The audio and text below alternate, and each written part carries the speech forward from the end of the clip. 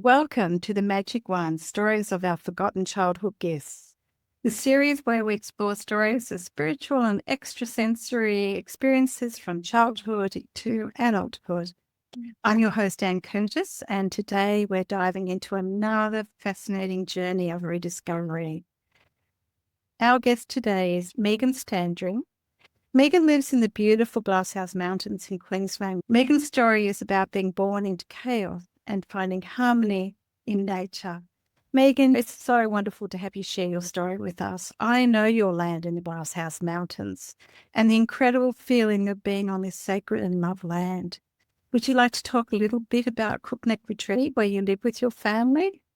Oh, I'd love to, Anne. Any chance that I get to talk about the Glasshouse Mountains and the land is my happy place. It's been such a journey for me moving here from the western suburbs of Sydney, first to Brisbane and then the Glasshouse Mountains 22 years ago. We've got a 10-acre property here and, we thought we were going to be hobby farmers and this land had other ideas. And it really took me on a journey, and it was the start of my healing process moving to this land. And so we run a retreat space here. We do syntropic farming. We really have the values of bringing it back to basics, but also living in harmony with nature. And these are the philosophies that we hold here as a family, and we've rediscovered within ourselves. And it's just beautiful cultivates in each individual person here because we're all very, very different and we all kind of bring different stuff. But one thing that is a really big value of ours is nature. And for me, this realization that I'm just an extension of nature. So I love the journey of being here. Today I went to the Mother Mountain. And it's connected to my childhood, but I used to have this reoccurring dream when I was probably 5 to 7 years old. And I never really told anyone about this dream. I didn't feel safe to tell anyone in my family about this dream. And it was quite frightening, this dream for me. I think I told my husband over time, but I lived in the dream, I lived in this unit block. And this big giant would break through my wall, grab me out of my bed, and take me away. And for a child, that was very frightening for me. And I really had no one to kind of discuss about this dream. But 12 months ago, I have this thing that I go and sit with the Mother Mountain, Mount Biwa. And I'm sitting there and just feeling a lot of grief and was having a bit of a cry and laying in the fetal position. And then it just came in that she actually was that giant, that I was time traveling and that she was plopping me here in this place and taking me away from the chaos into nature. And that was a big realization about my connection with this land, but also the connection with inside my own being. And I feel that everyone has this mechanism of time travel, underneath all the wounds and the conditioning and the environment and that deeper part of ourselves, that we really have the capacity to create an amazing future for ourselves. Explain the depth of gratitude and love that I have for this land. I think everyone in this community knows about Megan, which is just so beautiful. You came from a troubled family life. How old were you when you started having this connection to nature? Well, I was probably around 3 years old. I love my mum. I have a lot of compassion for her when she has her own journey. But my mum has been married quite a few times and had some not very nice men in her life. So from 3 years old, I was locked outside. I just remember that nature was like my wonderland. It was like I was connected with the butterflies. I connected with the flowers. I was just in that kind of Alice in Wonderland experience. And I was a very sensitive, had a huge imagination. So it was So interesting. I was reflecting on this question and remembering that in those moments of quite severe chaos, that it would push me deeper into myself. Because I can remember a few moments in my life where that has happened. So that's the first time that I remembered, probably from about 3 years old, that there was more to this world than what was being shown to me through the adults. So did that keep you calm? How did you feel out there? I mean, it's devastating that you were locked out in your home and not understanding that as a little child, but to find that magic out there, which it is magic, isn't it, when you're in there? Did it bring a calmness over you, or just a happiness, or an escape from what was happening around you? I think there was probably both. As I grew up as an adult and started remembering these things, there was a lot of sadness. But as a child too, I just remember not kind of understanding what was going on around me, but having a deeper understanding within nature and feeling more comfortable and more seen. And even though they weren't people, they were my people. So it was a very odd place to be. I never felt safe in the world, but there was a part of me that did feel safe, but I couldn't express it anywhere. It was very much my own little world. And that can be lonely as well. So not going back inside and talking to your mother about it or anyone else, but this became your little private world? Definitely. My mum just never had the space for those conversations. No one really in my family really had the space. So I started to know that I had to keep that to myself. And that became your wondrous playground then? Yes, it did. And I was a bit over the top with people. I remember my grandmother used to call me Catherine Hepburn. Oh, you're a little Catherine Hepburn because you're so sensitive and, all those type of things. But it was just, that's how I expressed myself. I was feeling all the time. And did colours come more alive for you? Yes. A couple of years ago, I had my gene keys done. And he explained to me that I had synesthesia. And I said, oh, yes, yes, I understand this. And I didn't kind of acknowledge it. And, when you were just saying acknowledging the magic ones, I feel we need to acknowledge these gifts. And when you acknowledge these gifts, you cultivate them, they activate even more. The other day, we were sitting in silence and connecting together, and all of a sudden I could smell metal. And then the metal became gold. And it's like, oh, these are the feelings that you have, Megan. This is one of your gifts. So, yes, it was extraordinary to know this about myself. And when I got older, I didn't obviously know that when I was a child, but to know and then just like, oh, yes, that is a gift of mine. That's something I do. And you forgot about that. And I forgot about it. So when you went to school, just a few years later, still young, were you really creative? Or did you still have that love of nature? What happened there? I think it kind of started to funnel into creativity and I definitely loved to dance and act. That was something that I was really passionate about. When I was in primary school, though, I was quite shy. I think I was still navigating the world, and it took me a little while to land because, the chaos at home and then not kind of really understanding the way that I interacted in the world because I didn't have a lot of people around me that were kind of similar. So it took me a little while to land. I was quite shy. And I think when I got more towards my early teens, that's when I started to express myself more. And it was definitely through dance and acting and things at that school. Further on into life, did you retain those skills at all, or did they just fade with life? I don't think they faded. I think what happened is I conformed and also just a lot of wounds. So I was a mess. I was just chaotic. when I was reflecting on it, there was a lot where I was different to everyone else. I remember when I was around 13 coming home and I took myself down to the local neighborhood centre and it was just a bunch of kids hanging out. We'd play pool and stuff like that. And then they were doing this camp where kids could go away and Hazel Hawke was going to be there. She was one of the facilitators.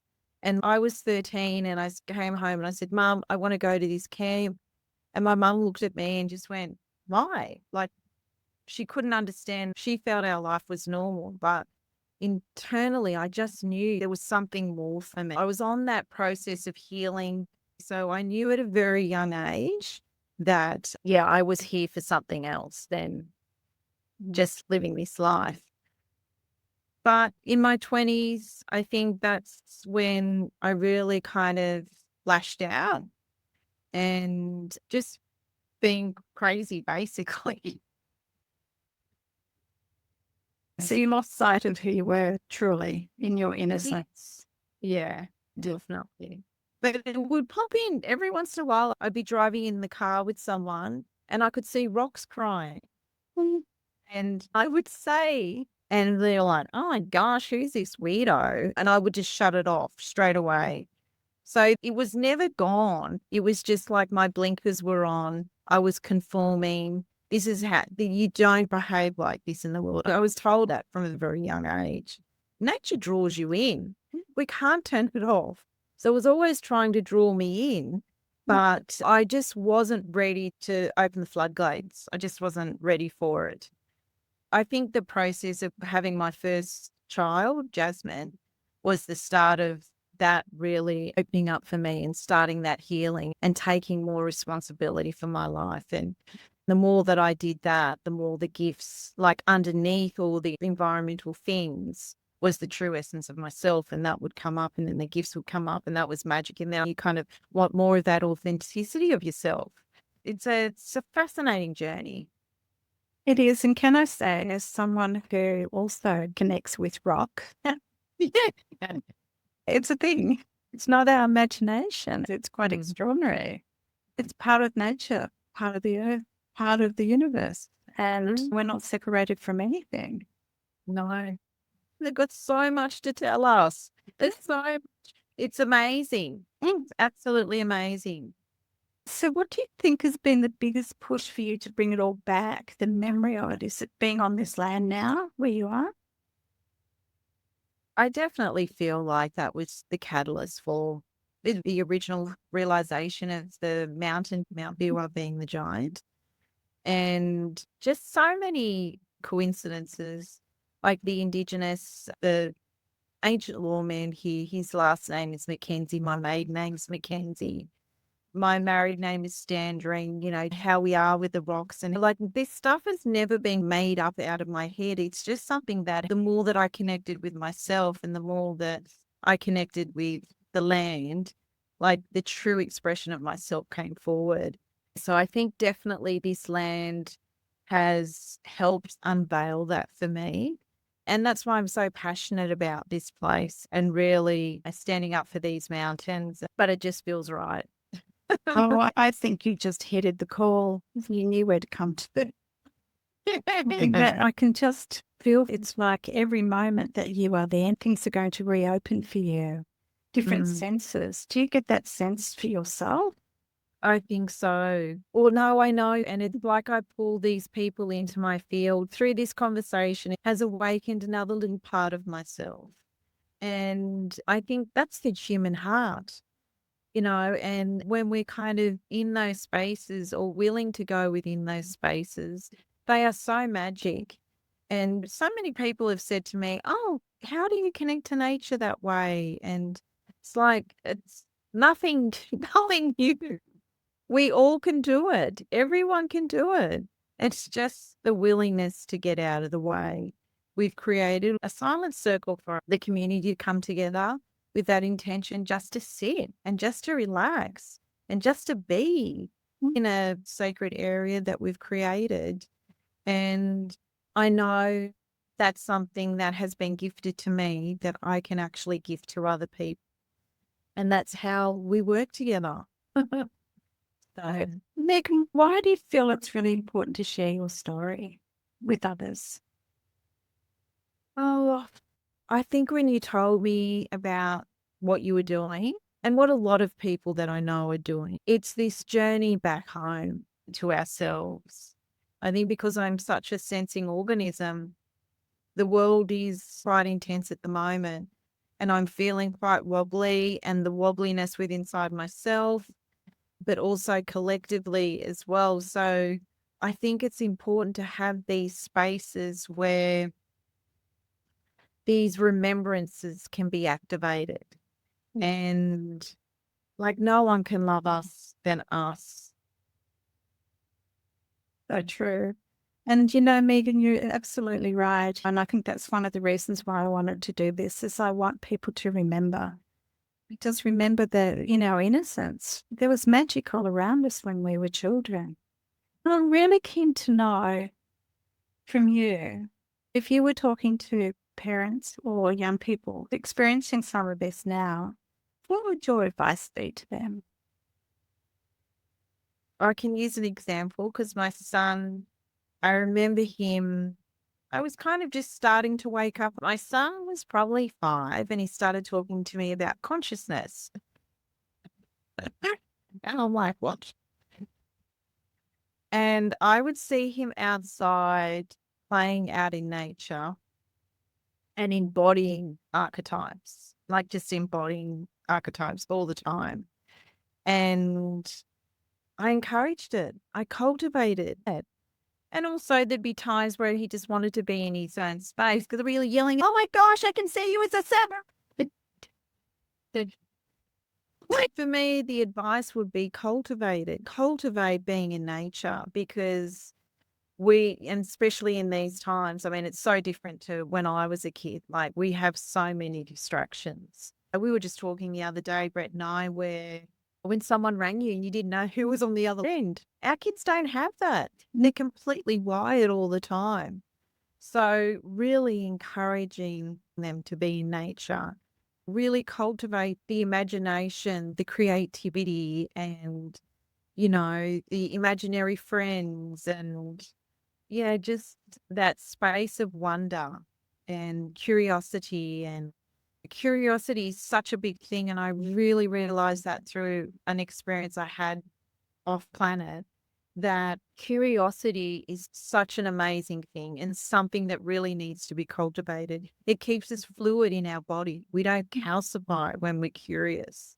And when we're curious about another human being who may not look at things the same as us, but if we keep the curiosity open, it's just such a juicy, fluid, a beautiful interaction. So my advice is just cultivate that curiosity and that wonder and innocence in a child, and encourage them to be outside in nature and explore and adventure. Trust nature's got them, because that man-made mind has really cut us off from nature. We are an extension of this beautiful planet. We came here with everything to survive, and, we just need to come back to that. And so cultivate it. Everything you just said is so important. And I think what happens at the moment is we don't find time to go into nature. And I think your 20 minutes of silence on Sunday morning by your sacred fireplace, the beautiful land, is just so important. And that's a free offering that you give to community. That's all we have to do. And I think children who are taking that opportunity to be in nature must be much more healthy than children who are constantly in front of their iPads or the TV set. And it's where the magic is. Wouldn't you agree? That's where the magic is, out in nature. Yeah. Real magic. Yeah. I don't think I see any person leave nature upset or sad. I always see them smiling. And, it is our natural habitat. So there's that imagination aspect, but there's also that physical aspect where we're getting vitamin D, our feet are touching the ground. We're learning so much when we're interacting with nature. I think a necessity for a healthy human being.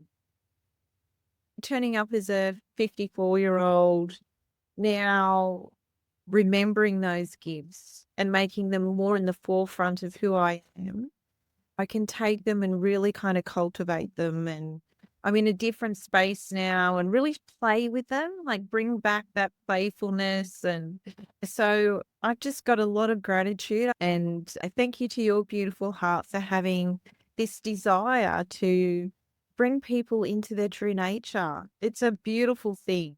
And I hope you have lots more interviews. And I really look forward to listening to them. And Megan, thank you for creating the space in you to reconnect with who you truly are. And I see the light around you and that incredible energy that you all create on your land.